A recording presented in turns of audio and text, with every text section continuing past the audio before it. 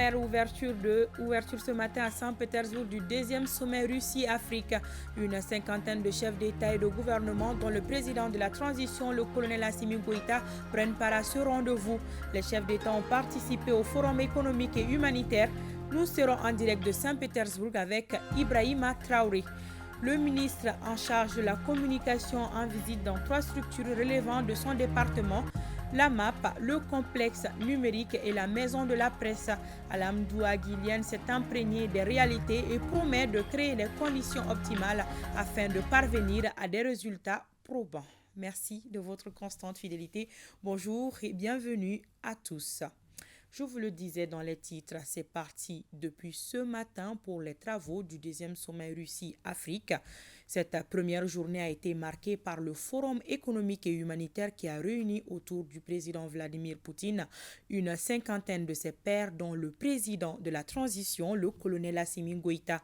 À l'ouverture de ce forum, le président russe a annoncé que dans 3 mois, son pays va envoyer 25 à 50 000 tonnes de céréales en direction de certains pays africains, dont le Mali. Pour plus d'informations, nous sommes en direct avec l'un de nos envoyés spéciaux, Ibrahima Traoré. Bonjour Ibrahima Traoré.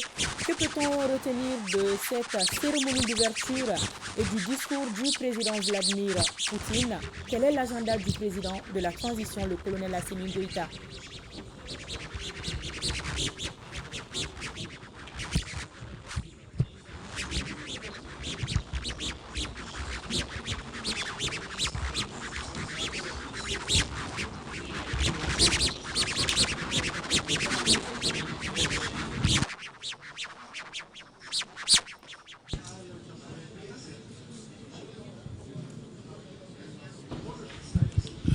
Bonjour Awama Kamara, mesdames, messieurs, bonjour. Vous l'avez dit, donc ce matin, c'est le président russe Vladimir Poutine qui a ouvert ici les travaux du Forum économique et humanitaire, couplé au sommet Afrique-Russie. Le côté politique va démarrer dans l'après-midi. Alors ce forum économique et humanitaire, vous l'avez dit également, a surtout été marqué par cette annonce forte du président russe.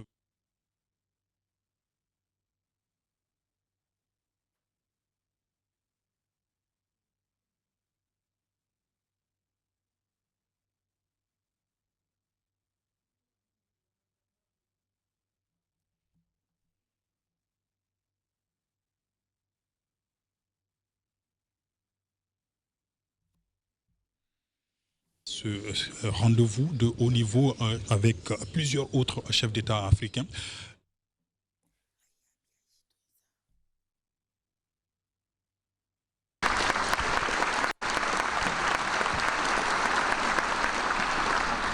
Благодарю за то, что вы откликнулись на приглашение приехать.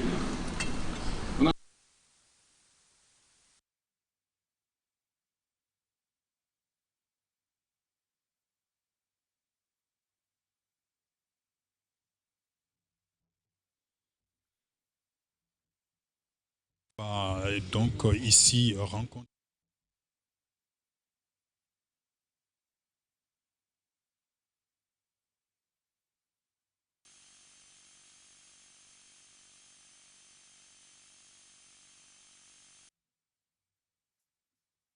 pays africain. Awa Ditma Kamara. Merci bien, Ibrahima Traoré. Vous l'aurez compris, le président de la transition, le colonel Assimi Goïta, prend part à cette importante rencontre. La coopération entre le Mali et la Russie date du temps de l'Union soviétique. Dès les premières heures de l'indépendance, notre pays s'est tourné vers l'Union des républiques socialistes soviétiques, pays avec lequel des relations sont établies dans plusieurs domaines. Elles connaîtront des hauts et des bas en fonction des vicissitudes de l'histoire. Aujourd'hui, notre pays renoue avec le partenaire historique pour une coopération qui donne déjà des fruits. Envoyés spéciaux à Moscou, Yaya Konate, Ibrahima Traoré, Adaman Kamara et Abdul Salam Bambara. Nous sommes le 21 mai 1962. L'Union des républiques socialistes soviétiques déroule le tapis rouge au président Modibo Keïta, le président du Mali nouvellement indépendant qui affirme haut et fort son attachement au socialisme, même s'il a choisi pour son pays la voie du non-alignement. Une visite d'une dizaine de jours au cours de laquelle plusieurs accords de coopération seront conclus. Parmi eux, un traité de coopération économique et technique assorti d'un crédit de 40 millions de roubles ainsi qu'un accord d'échange culturel peu après le premier ambassadeur du Mali prenait poste à Moscou. Une visite qui venait donner une nouvelle impulsion à des relations établies dès les premières heures de l'indépendance. En effet, une ambassade soviétique est ouverte au Mali dès janvier 1961, suivie du premier accord de coopération en date du 21 février de la même année. Un accord par lequel le Mali confiait la recherche minière sur son territoire à l'Union des républiques socialistes soviétiques. Un pays qui participe désormais à de grands chantiers comme le stade Modibo Keïta, l'école nationale d'administration et qui accorde une assistance technique à la nouvelle compagnie malienne Air Mali. Mais c'est surtout dans le domaine de la coopération militaire que l'URSS se distingue en son temps, contribuant largement à l'équipement de l'armée malienne et à la formation de ses officiers. Une coopération militaire qui se poursuivra sous le régime du président Moussa Traoré, tout comme la participation de Moscou à la formation des élites maliennes. C'est ainsi que de nombreux cadres maliens feront leurs études dans les universités des pays soviétiques. Les premières années de l'ère démocratique coïncideront avec l'effondrement du bloc soviétique et les relations entre la Russie, héritière de l'ex-URSS, et l'Afrique en général connaissent une certaine léthargie. Il faudra donc attendre la fin des années 2000 pour assister à un véritable retour de la Russie sur le continent noir. L'Afrique redevient un élément essentiel de la politique extérieure de Moscou. Un processus de réchauffement qui aboutira en 2019 à l'organisation du premier sommet Russie-Afrique tenu à Sochi, sommet auquel participe le Mali. 2019, année de la signature d'un autre accord de coopération non suivi d'effet jusqu'à l'avènement de la transition en août 2020 et à la rectification de sa trajectoire en mai 2021. Depuis, le Mali s'est tourné à nouveau vers ce partenaire historique avec des relations basées sur le respect mutuel. Un partenariat à travers lequel Moscou et Bamako envisagent d'écrire de nouvelles pages de leur coopération au bénéfice exclusif des peuples du Mali et de la Fédération de Russie. De retour au Mali, les avocats maliens en conclave pour réfléchir sur le devenir de leur profession en particulier et du monde judiciaire en général. Les états généraux du barreau malien sont l'occasion pour les orateurs de la robe noire de jeter un regard critique sur la situation de leur profession et tracer son futur. La cérémonie a été placée sous la présidence du Premier ministre, chef du gouvernement, Alou Seyni Touré, pour le compte-rendu. Pas de robe noire pour la circonstance, mais de costume, cravate et boubou amidoni. Pourtant, nous sommes bien dans la famille des avocats. Les États généraux du barreau, un projet phare de la mandature du nouveau bâtonnier, sont des circonstances. Occasion pour les uns et les autres de jeter un regard rétrospectif sur l'évolution du métier et définir les voies et moyens de son épanouissement. Sont donc une démonstration de la prise de conscience de la part des avocats qu'après plusieurs décennies, il était temps de faire ensemble l'évaluation du parcours et de proposer des réajustements et des projets pour notre barreau, car c'est uni que nous pouvons consolider notre profession. Cela suppose et impose que le passé soit connu, que les conditions d'exercice, dans le cadre d'une déontologie exemplaire, soient correctement pratiquées dans la liberté et l'indépendance.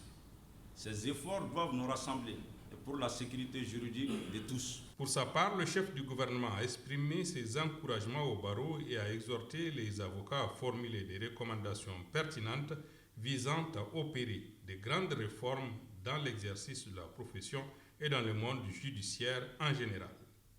Un forum sur les états généraux du barreau du Mali se tient dans un contexte marqué par la refondation de l'État, conformément aux résolutions et conclusions des assises. L'émergence d'une justice moderne, crédible et efficace, à laquelle les citoyens font confiance, passe inéluctablement par des réformes et des innovations, mais aussi par le changement qualitatif du comportement des acteurs de la justice dans tous les segments.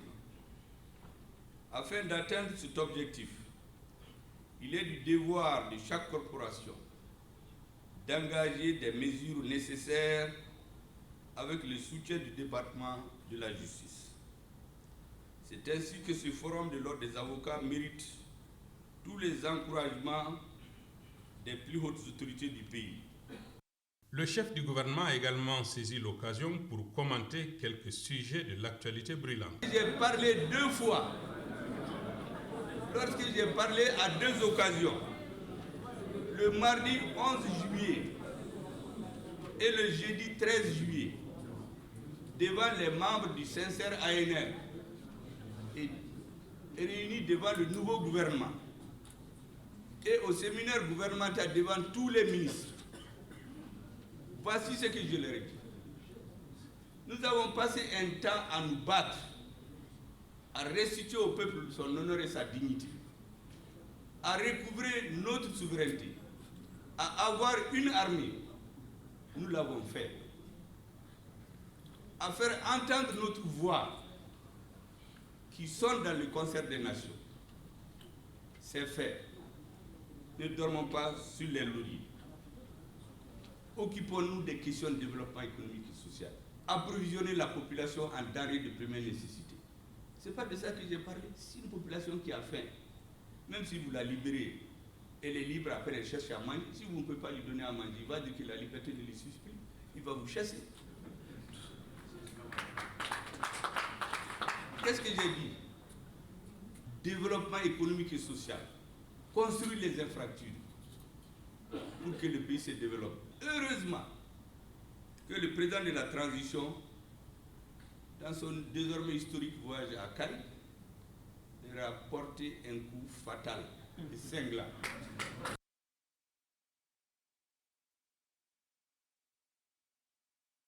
C'est parti pour la première conférence internationale sur les marchés et l'intégration régionale au Sahel et en Afrique de l'Ouest.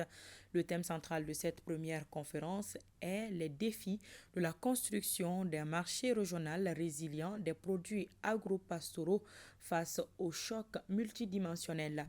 Le chef du gouvernement, Dr Choguel Kokala Maïga, qui a présidé la cérémonie d'ouverture, a salué également cette initiative de l'organisation sous-régionale, le SLIS. Il est au micro de Abdul Karim Kaba. Vous avez entendu dans les radios ces derniers moments des soi-disant sanctions contre notre ministre de la Défense, le chef d'état-major de l'armée de l'air, un autre officier. Mais quand vous entendez, les Africains entendent, ça a peur tout le monde. Mais avant, on a ciblé 2 autres officiers, un au CNT, l'autre, c'est l'un des proches collaborateurs du président, pour nous dire qu'ils sont à la base de ce qui s'est passé à Moura, où le Mali aurait détruit 10% de la population de Moura en quelques jours. Les mêmes messieurs étaient là, on n'a vu aucun rapport. Pendant des années, personne ne peut aller à Moura. Les populations étaient terrorisées. Les femmes étaient retirées de leur maison. Les enfants, ils reviennent. On obligeait les gens à faire ce que les autres veulent. Nous nous sommes organisés.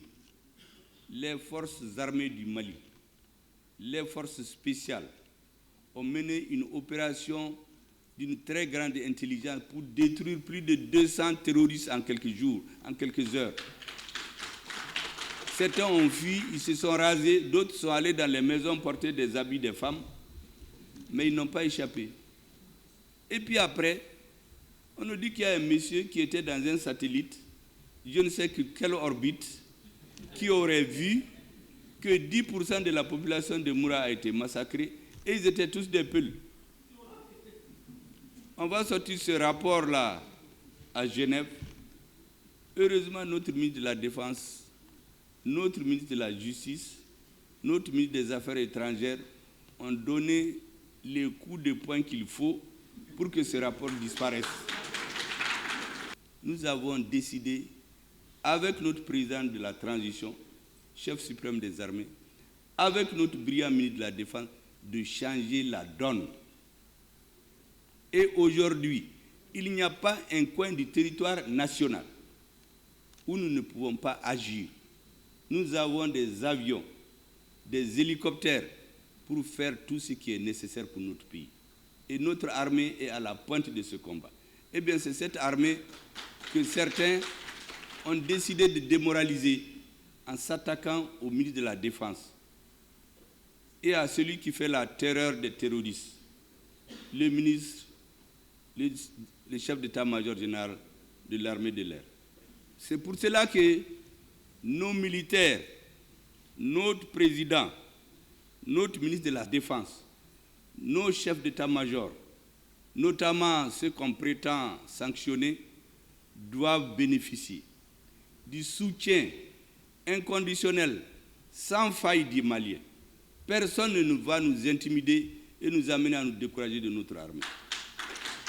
Parce que le schéma, c'est d'isoler les plus braves au Mali. Quand on finit de les éliminer, la masse va crier, vraiment, venez nous défendre. Notre sort dépend de vous. Le sort des Maliens ne dépendra de personne qui viendra d'ailleurs. C'est les Maliens qui vont décider qui va, dans les mains de qui ils vont mettre leur sort. Le ministre en charge de la communication a été reçu dans 3 structures en lien avec son département. À travers ce déplacement, le ministre Alhamdou Aguilien s'est imprégné des difficultés et le mode de fonctionnement du quotidien national L'Essor, la maison de la presse, le studio Tamani et le complexe numérique. Fousséni Tunkara pour les détails. Un comité d'accueil dans la cour du quotidien national L'Essor à l'honneur du nouveau ministre de la Communication.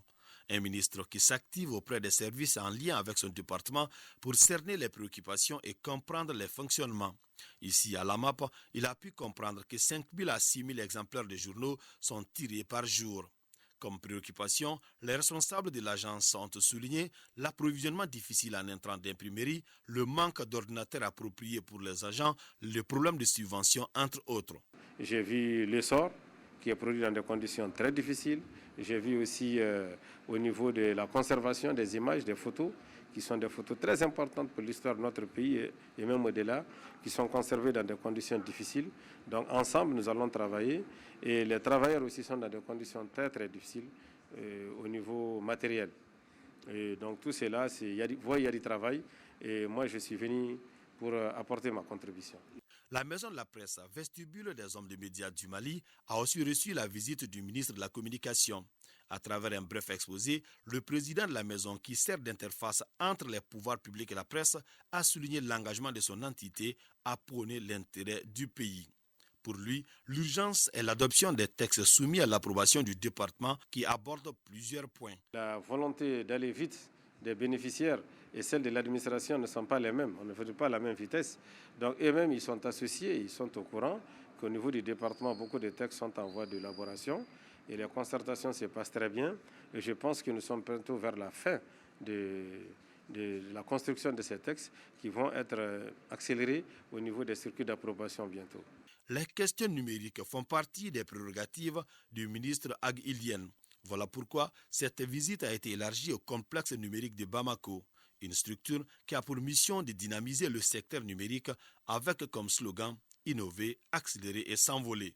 Autour de la table, les responsables du complexe ont présenté un projet intitulé « Projet d'appui à l'innovation technologique et l'entrepreneuriat numérique ».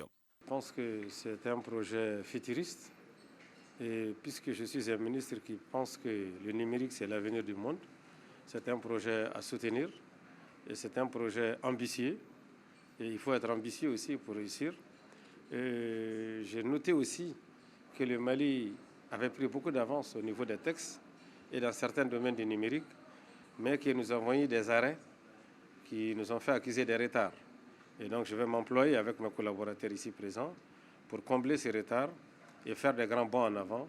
Et ce projet, je crois, fait partie de ce qui doit être un des instruments de ces grands bonds en avant. Voisin de la maison de la presse, le personnel du studio Tamani a reçu l'encouragement du ministre de la Communication, une plateforme qui accueille plusieurs jeunes journalistes maliens depuis 2013. Elle relaie ses émissions dans différentes langues nationales à travers plus de 90 radios du pays. Ouverture d'un atelier de 3 jours à l'endroit des commissaires de police chargés de la gestion des frontières. C'est autour de la question de la gestion du flux migratoire. L'objectif général est de lutter implacablement contre certaines pratiques néfastes qui affectent le long des frontières avec son lot de victimes. Le reportage de Boubacar Kanouté. Plus d'une soixantaine de commissaires de police des frontières renforcent leurs connaissances dans la gestion intégrée des frontières, la libre circulation des personnes et des biens, le contrôle des flux migratoires, la coopération transfrontalière et le trafic illicite de migrants. Ce renforcement de capacité doit permettre de renforcer davantage les arsenaux déjà mis en place pour un contrôle plus accru des frontières. Cette session qui va durer 3 jours s'inscrit dans le cadre du renforcement des capacités des cadres sur la gestion intégrée des frontières. La formation concernera une soixantaine de commissaires de police venus des régions du Mali et de la direction de la police des frontières. Je tiens à saluer ce partenariat dynamique et fécond. Le Mali, à cause de la porosité de sa frontière terrestre, est confronté à de nombreux défis qui ont pour nom la criminalité transnationale organisée, la traite des personnes, le trafic illicite des migrants, le trafic des armes, le trafic de tout genre et le terrorisme. Cette problématique dépasse la seule compétence d'un seul pays, d'où la mutualisation des efforts tripartites qui engagent les autorités maliennes, l'Organisation internationale pour les migrations OIM et les partenaires italiens. Nous contribuons à la réalisation de l'objectif 11 du Pacte mondial pour les migrations sûres, ordonnées et régulières qui appelle toutes les parties prenantes, y compris les États, à gérer les frontières de manière intégrée, sûre et coordonnée. Des recommandations seront formulées au terme des travaux qui serviront de référentiel pour renforcer davantage le combat contre la migration irrégulière. Nous retournons à Saint-Pétersbourg en Russie où se tient le 2e sommet Russie-Afrique, un sommet où le président de la transition, le colonel Assimi Goïta, prend part avec une cinquantaine de ses pairs et en direct avec nous Ibrahima Traoré qui prend part également à la cérémonie d'ouverture du Forum économique et humanitaire. Alors, Ibrahima Traoré, que peut-on retenir de cette cérémonie d'ouverture et du discours du président de la Fédération de Russie et quel est l'agenda du président de la transition, le colonel Assimi Goïta?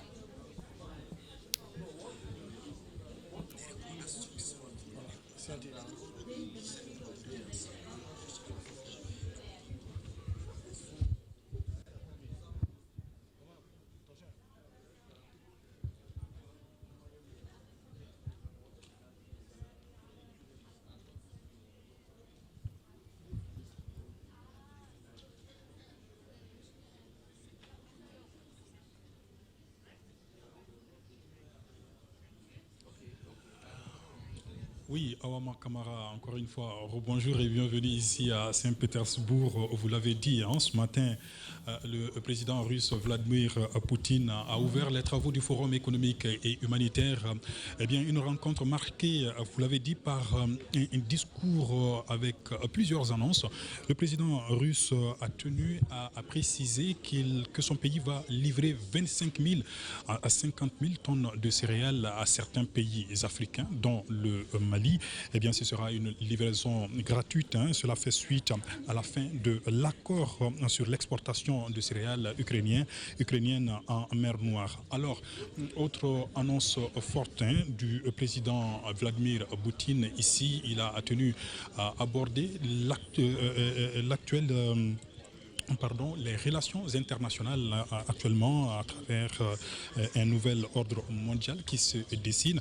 Alors, un ordre mondial basé sur le principe de la multipolarité et de l'égalité entre tous les États indépendants. Vladimir Poutine estime que son pays partage la même vision aujourd'hui avec les pays africains pour faire face justement à cet ordre mondial. Alors, le Mali Mali est représenté par le président de la transition, colonel Assimi Goïta.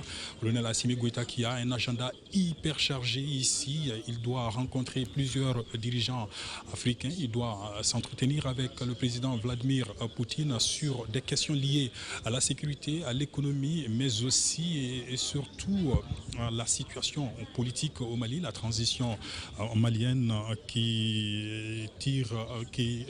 la transition malienne qui est engagée dans des réformes politiques et institutionnelles, notamment la refondation de l'État. Et nous savons que la Russie est un soutien important du Mali, notamment au niveau du Conseil de sécurité des Nations Unies.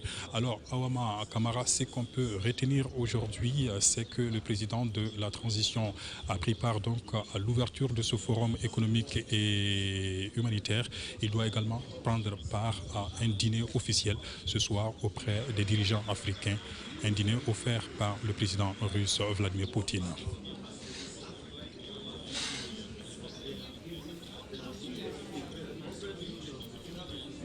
Merci bien Ibrahima Traoré, merci beaucoup. D'autres reportages sur cette importante visite du président de la transition avec nos envoyés spéciaux dans nos éditions futures. Alors ne décrochez pas, restez en compagnie de nos programmes. C'est la fin de cette édition. Au revoir.